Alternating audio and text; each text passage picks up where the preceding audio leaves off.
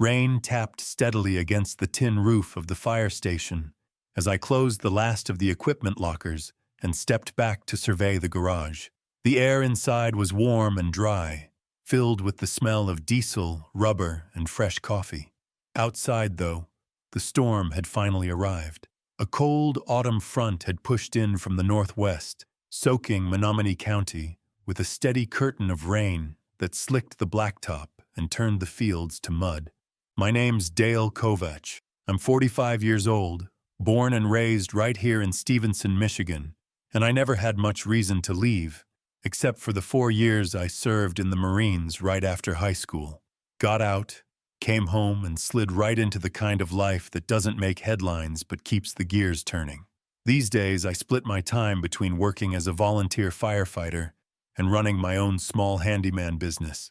People around here know me as someone they can count on. I don't talk much, but I show up when I say I will. That counts for something in a place like this. My home's a squat little 2-bedroom ranch on the edge of town. Roof leaks sometimes, and the furnace complains on cold mornings, but it's mine. I share it with Bandit, my old coonhound. He's been with me for over a decade now. Half blind, mostly lazy, but he still barks like hell when the mail truck shows up. Good, loyal dog. Bandit was curled up by the gas stove, snoring lightly when the call came through. County Dispatch to Unit 7, Dale, you still on tonight?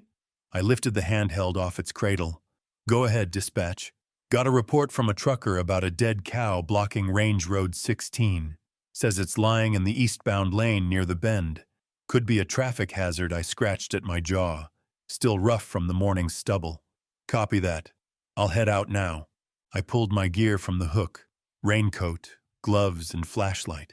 The storm was nasty, wind howling, cold biting, the kind that got into your boots and stayed there. I zipped up and gave a short whistle. Bandit lifted his head, gave me a low grumble, then settled again. Don't worry, boy. I won't be long. My truck, a beat-up but reliable F-250 with winch gear and floodlights, was already idling in the driveway. I climbed in, hit the wipers, and pulled onto the gravel lane that connected to County Road 24, then Range Road 16. Menominee County was mostly forest and a bit of farmland, stitched together by long stretches of blacktop and narrow country roads. The terrain rolled gently, dotted with old barns, cornfields, and low ridgelines. It wasn't uncommon to see deer dart across the road at night, or the odd raccoon rooting around a ditch. But livestock? That was rare. Cows didn't just end up in the middle of the road, unless something had gone really wrong. And on a stormy night like this, a full-grown cow lying across a lane could cause a serious accident, especially on a blind bend. That's why the dispatcher had called me. I had no way of lifting something that heavy onto the truck bed, not without a front loader. But I didn't need to. My plan was simple: winch the carcass just far enough off the road to keep it from being a hazard until daylight. After that, the county or the farmer could deal with the cleanup. I just had to get it moved before someone came barreling through and ended up on his roof, or worse. The closer I got to the site, the more the road narrowed. Trees pressed in tight on the left side of the road, while the right opened up to a stretch of cornfields and pasture, and fog began curling out of the ditches in long, low tendrils. I eased off the gas and kept an eye out for anything out of the ordinary. Rain sheeted across the windshield in waves, and it became increasingly difficult to see the road with the encroaching dark. I spotted the cow before my headlights fully hit it. Even in the darkness and rain, the white patches of its hide caught the light. It was a Holstein, big, heavy, black and white, and the pale portions of its coat made it stand out starkly against the wet pavement. Right away, I could see the scene was a mess. Whatever had hit the cow must have done some serious damage. I slowed to a crawl, stopping about 20 feet back. I flicked the hazards on and stepped out into the rain to get a closer look. Approaching the cow on foot, I started spotting oddities right away. First off, there were no tire marks, no sign that a vehicle had tried to brake or swerve. The asphalt around the animal was clean, untouched. That alone was strange. Any truck that hit a cow this size would have left a trail, skid marks, maybe shattered lights or plastic. At the very least, some sign of panic, but there was nothing. Secondly, the surrounding road was almost too clean. In a high-speed impact, there should have been pieces of the animal scattered across the asphalt, bone fragments, hide, internal matter flung over a wider area. Instead, everything was contained, concentrated. I pulled the flashlight from my coat pocket and began circling the cow. The rain made everything glisten, even the exposed bone. As I moved around to the far side of the carcass, the beam of my light swept over a torn-up flank that stopped me dead in my tracks. Claw marks raked across its belly and throat, some of them in sets of 4, others with a 5th gouge further out. 5 fingers, like a human hand, but clawed and much larger. These cuts were curved and precise, and I could also make out what looked like multiple bite marks, one above the other, another near the rear haunch, and then there was the chest, a massive cavity, gaping and ragged, as if something had torn through muscle and ribs to get to the organs inside. I crouched slightly and inspected the damage with my flashlight. Blood had matted the cow's fur into dark ropes, and the edges of the wounds looked chewed. There was nothing clean about it, no impact spread, no glancing blow. It hadn't been pushed or crushed. This animal had been worked over, bitten, clawed, and partially eaten. Definitely not the kind of damage you'd see from a collision with a vehicle. I stood there a moment longer, trying to make sense of the scene in front of me. The only animal around here that might even begin to fit the bill was a black bear. Sure, they had claws and teeth, but bears didn't go after cows, certainly not in this manner. I doubted even a big one could tear through a fully grown Holstein like this. It didn't fit together. None of it did. And the more I thought about it, the worse the pit in my stomach got. I stood up straighter and swept my flashlight toward the tree line, then across the cornfield. The rain drummed harder now, like it was trying to bury the silence, but it didn't work. I felt exposed, like I'd wandered out into a kill zone without realizing it. Whatever had done this might still be in the area. It was actually likely, given that there was still a giant pile of meat right there for the taking. I really wished I had brought my gun. In that moment, I wasn't equipped to deal with whatever had done this. That's when I noticed a patch of disturbed soil near the drainage dip between the road and the cornfield, hidden in the lush, green grass, just subtle enough to miss if you weren't looking for it. I walked over and crouched down, squinting through the rain as I ran the beam of my flashlight across it. Footprints, but they weren't right. At first glance, they looked canine, but the proportions were off. 5 toes, each ending in a deep puncture where something hard and sharp had pressed in. But they were too large and too long for a wolf or coyote. The 5 toes looked almost human, but that's where the similarities ended. There was no defined heel pad, no sign of a rear footfall, just forefoot prints, planted deeply in the muck like something heavy had been walking on the balls of its feet. Then I realized that whatever had done this must have walked on 2 legs. That realization stopped me cold, because nothing I knew left tracks like that. A bear's hind paws could look vaguely human, sure, but not like this. And bears didn't move around on 2 legs for more than a few steps at a time, especially not while stalking prey. My mouth went dry as the truth tried to settle into place. Whatever had killed that cow wasn't any animal that belonged out here. It was something else. And more than that, it wasn't just a matter of brute force or a chance encounter. The more I looked at the scene, the more it felt like the cow hadn't just ended up there.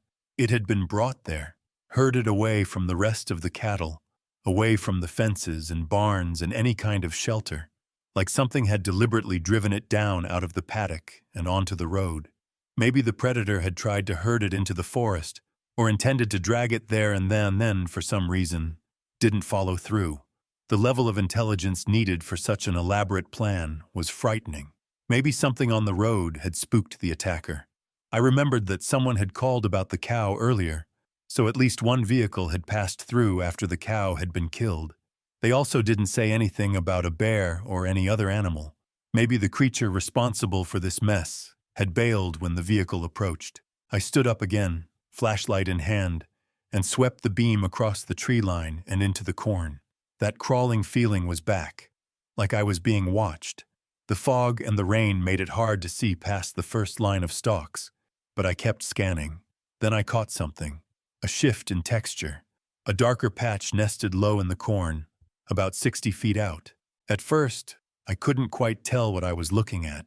My mind tried to turn it into a stump or a pile of wet husks, but it didn't sit right. There was shape to it. Shoulders, a furry head, the faint outline long limbs. My breath caught. I aimed the flashlight directly at it, hand trembling slightly, but the beam didn't quite reach. It fizzled just short of the figure, swallowed by the mist and the distance. Whatever it wasn't moving. It was just sitting there, crouched and watching me. Then, slowly, like it knew I was watching, it began to rise. The figure straightened in segments, vertebra by vertebra, until it stood tall between the corn. My eyes adjusted in time to see the shift from something beast-like to something almost human in posture. Its silhouette was that of a tall, solidly built man. In that moment, I honestly thought I was looking at a person, but the illusion shattered as soon as it stepped out of the cornfield and onto the grass beside the road. The first thing I noticed was the head.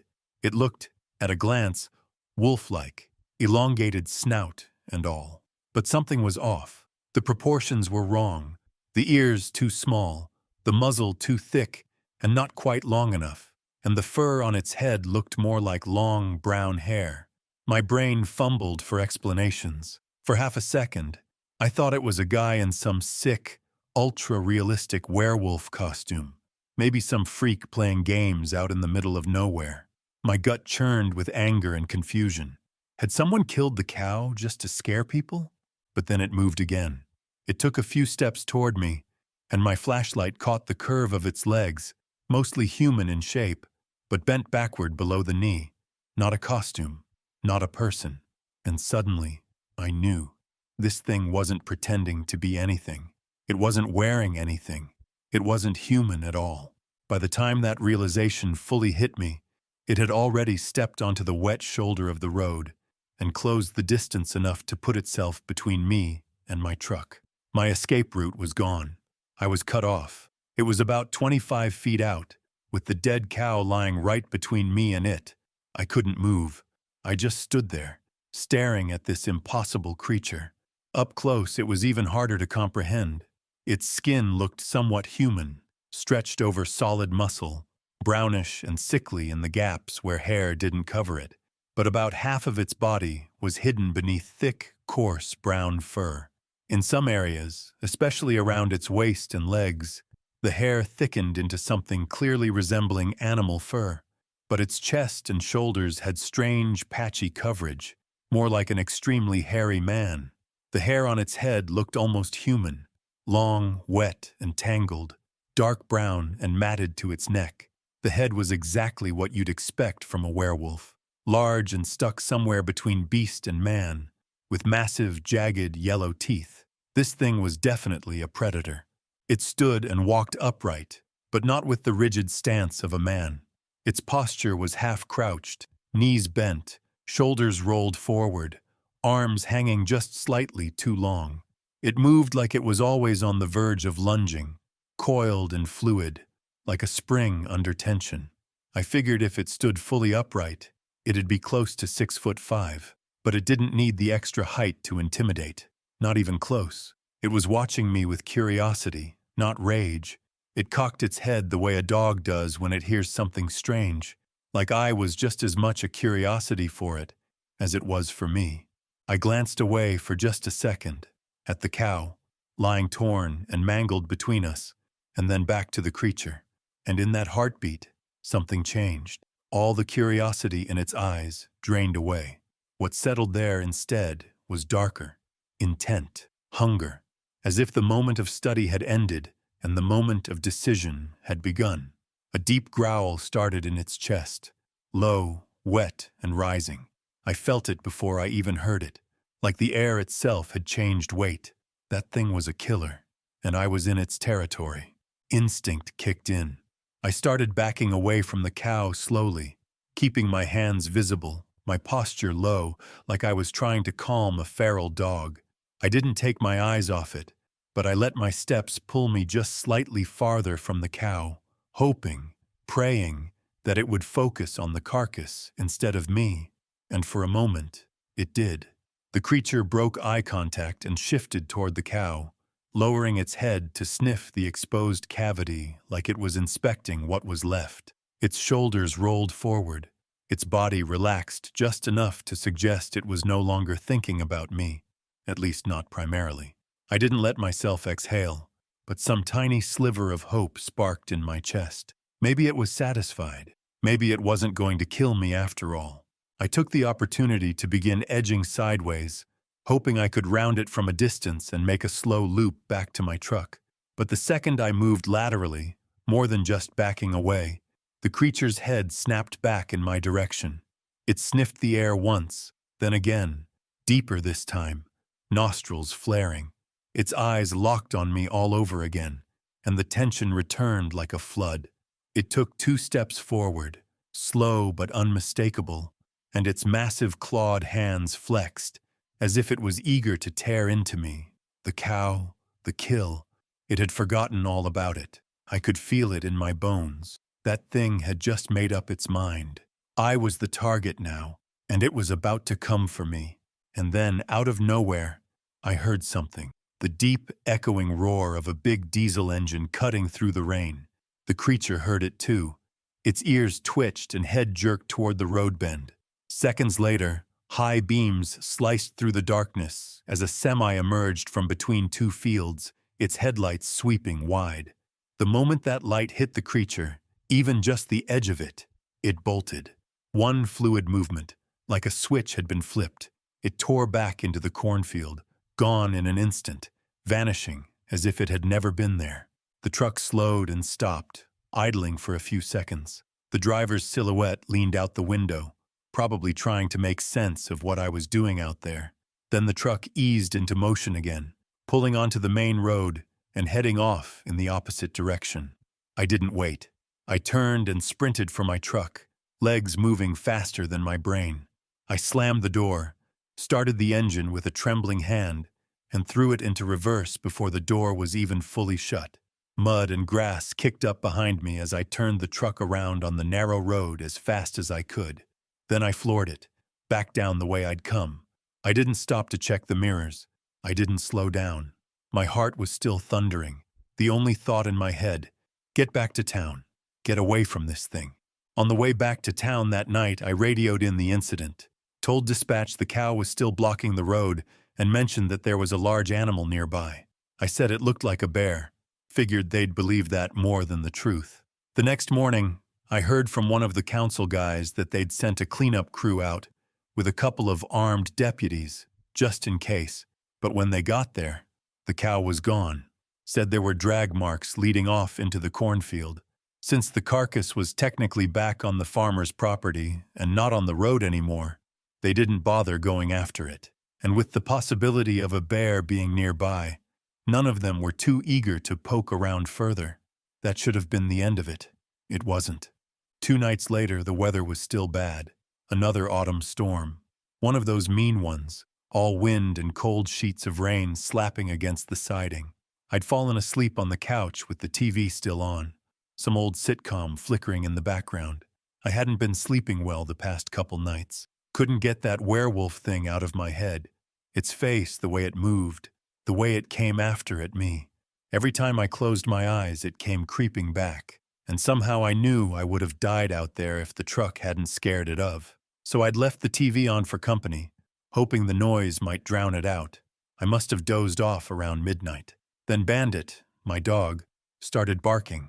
Loud, frantic, his paws scrabbling against the hardwood. I jolted awake and sat straight up in an instant. My first thought was that it had to be a raccoon, or maybe a coyote nosing too close to the porch. Nothing out of the ordinary for a stormy night. I even told myself as much, trying to calm the spike of fear in my gut. But something was off. The tone in Bandit's voice wasn't just alert. It was urgent, panicked, like he recognized something I didn't yet. I tried to brush it off, but the deeper part of my brain was already working against me, dragging my thoughts back to that thing I saw out on the road. That werewolf thing. I reached for the revolver almost automatically. It was a Smith & Wesson Model 686, gifted to me over a decade ago by my old man. He was a weapons freak, always collecting, always talking about calibers and triggers and stopping power. Me? I never cared much for any of it. Guns were his thing, not mine. Giving me that revolver was his way of trying to drag me into his world. I never used it much, maybe took it to the range once or twice to humor him. But now, standing in my kitchen with Bandit going ballistic and a large, unknown predator out there, I was thankful for it in a way I'd never been before. I'd been keeping it close ever since the incident on Range Road 16. I went from window to window, peering into the storm. The wind was strong, pushing sheets of rain across the glass, and visibility was awful. But I did catch something, quick glimpses of a shape out in the yard. Too big for a coyote, too fast for a person. It moved between the trees and along the fence line, always just beyond the reach of the light. I told myself it could have been a deer, but deep down, I didn't really believe that. My chest tightened as I clutched the revolver tightly and moved through the house. Bandit was going ballistic by then, racing from wall to wall, snarling and barking so hard he was nearly choking. I followed him, revolver at the ready, eyes flicking past each curtain and door frame, trying to catch a glimpse of what was out there, circling the house. I backed away from the windows, moving toward the center of the house. Bandit was darting to the back of the house, toward the laundry room. His barking hit a fever pitch, and then I heard something thud against that side of the house, heavy, deliberate, followed by the sound of rattling. The doorknob. It was jiggling. It was trying to get in. That stopped me cold. A coyote might scratch at a door. A bear might slam into one. But a creature jiggling a doorknob? That wasn't instinct. That was intent. It knew how doors worked. That detail shook me to the core. I couldn't understand how it knew to test a handle, but it did. And that meant it wasn't just some freak mutation of nature. It was something smarter than that. Smarter and more dangerous. I held my breath, listening. The doorknob stopped rattling, and then I heard scratching, like it was feeling the surface of the door, testing the material. My stomach turned as the scraping deepened into a series of thudding impacts. It was throwing its weight against the door now.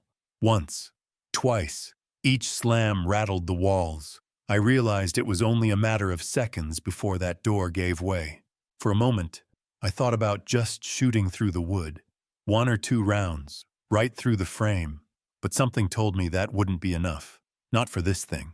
It might scare it off, but it would just try again later. Or even lay some kind of ambush for me. I needed a better plan. And then it hit me. The kitchen window.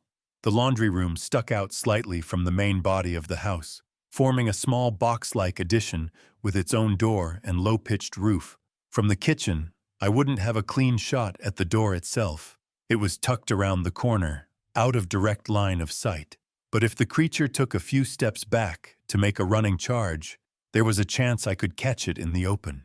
I'd have to lean out far enough to expose my upper body, but figured if I timed it right, I'd have a window, maybe a second or 2 at most, to fire. It wasn't much of a plan, but it was better than waiting for the damn thing to tear its way into the house. So I moved fast. I unlocked the window and slid it open with rain pouring in instantly, soaking my arms and face. I braced my shoulder against the frame and leaned out as far as I dared, revolver raised and hammer thumbed back. My pulse was pounding in my ears. I waited, and just like I'd hoped, there it was. Every few seconds, the creature took a step back to build momentum before slamming itself forward against the door. I couldn't see the full outline through the sideways rain and darkness, but I could make out the mass, the movement, the pacing. Then came the moment. The shape pulled back, squared itself. I fired. The blast lit the scene for a fraction of a second, and I saw the round hit just as it launched forward. It let out a howl, sharp, pained, almost a screech. Then I saw its whole body twist mid-charge. It stumbled sideways, slammed into the wall beside the door, then vanished behind the corner. I pulled back into the kitchen, breathing hard. I was soaked and shaking, but I knew I'd hit it. Square in the shoulder, maybe higher. I didn't feel relief.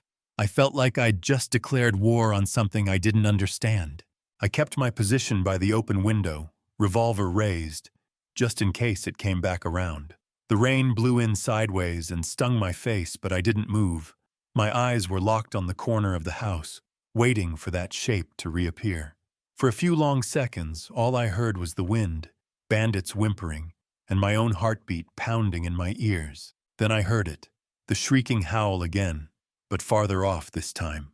Another crashing noise, the sound of something heavy moving fast through wet brush. I realized it was retreating, headed back toward the forest line behind my property. Still, I waited another minute, maybe two, revolver aimed and ready, but the shape didn't return.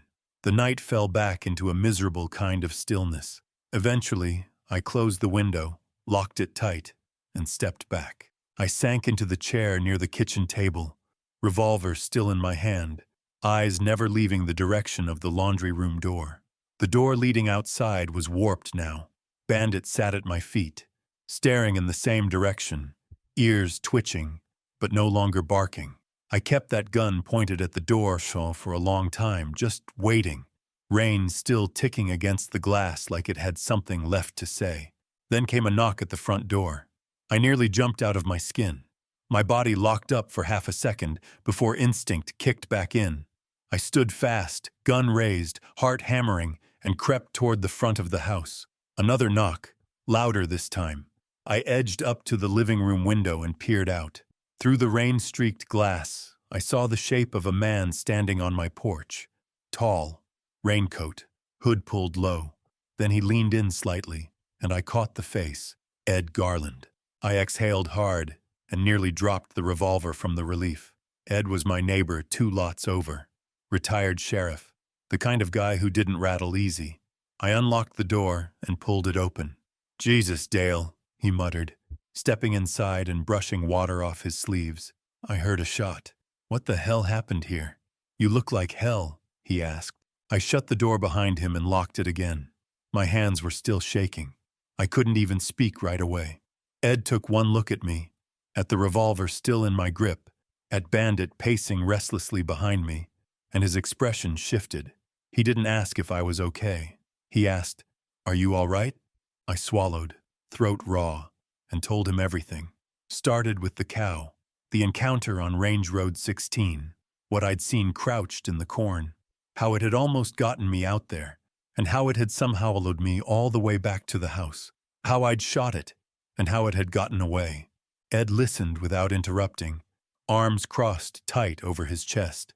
When I finished, there was a long silence between us. Then he nodded once. "You did the right thing," he said quietly. "Shooting it." I swallowed. "So, you believe me?" I asked. He nodded again.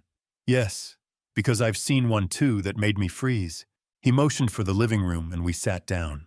I brought the whiskey bottle and 2 glasses. After we both had a sip, Ed leaned in, voice low. "It was the summer of '89.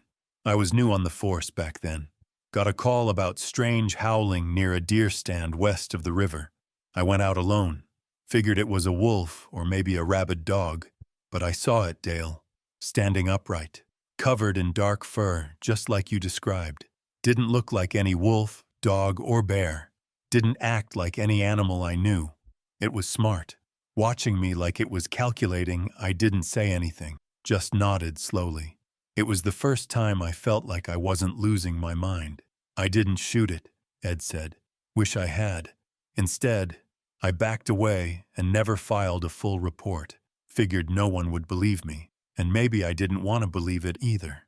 He paused, swirling the whiskey in his glass, eyes distant. Couple days later, an old woman on the edge of town was attacked in her home. It was a gruesome scene. Nothing stolen. Just carnage. The kind that doesn't make the local paper. They said it was probably a bear, but we all knew back then that that was bullshit. I stared at him, stunned. "Another few days after that," Ed continued, "another deputy, older guy, had a run-in with something in the woods north of Route 18, emptied his sidearm into it, said it ran off screaming, left a trail of blood, but no body, and it was never seen again in Menominee County. Not until now." He looked down for a moment. I still blame myself for what happened to that woman. If I'd put that thing down when I had the chance, she wouldn't have been attacked.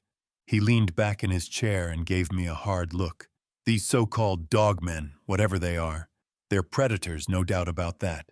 But they're not mindless. They don't like a fair fight. If you hurt them, make them bleed, they remember. They look for easier meals, skittish in their own way. You heard it tonight. It probably won't come back anytime soon. I'll have a talk with the sheriff. I won't tell him outright what's out there, but I need to let him know that there's something on the loose. Ed continued. Keep your gun close at all times. You never know. Fix up that door and reinforce your house if you can. That dog of yours will warn you if something's wrong. You'll be all right. But if it does back, you call me. No more dealing with this alone. You hear me? I nodded. He gave Bandit a scratch behind the ears, gave me a pat on the shoulder, and then disappeared back into the night. Over the next few days, I took Ed's advice to heart, installed new doors, deadbolts and bars in front of the windows. I even installed motion lights and a few CCTV cameras all around the house.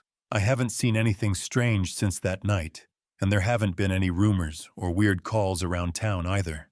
Maybe Ed was right. Maybe it was gone for good. Still, I keep the revolver loaded and close, just like he said.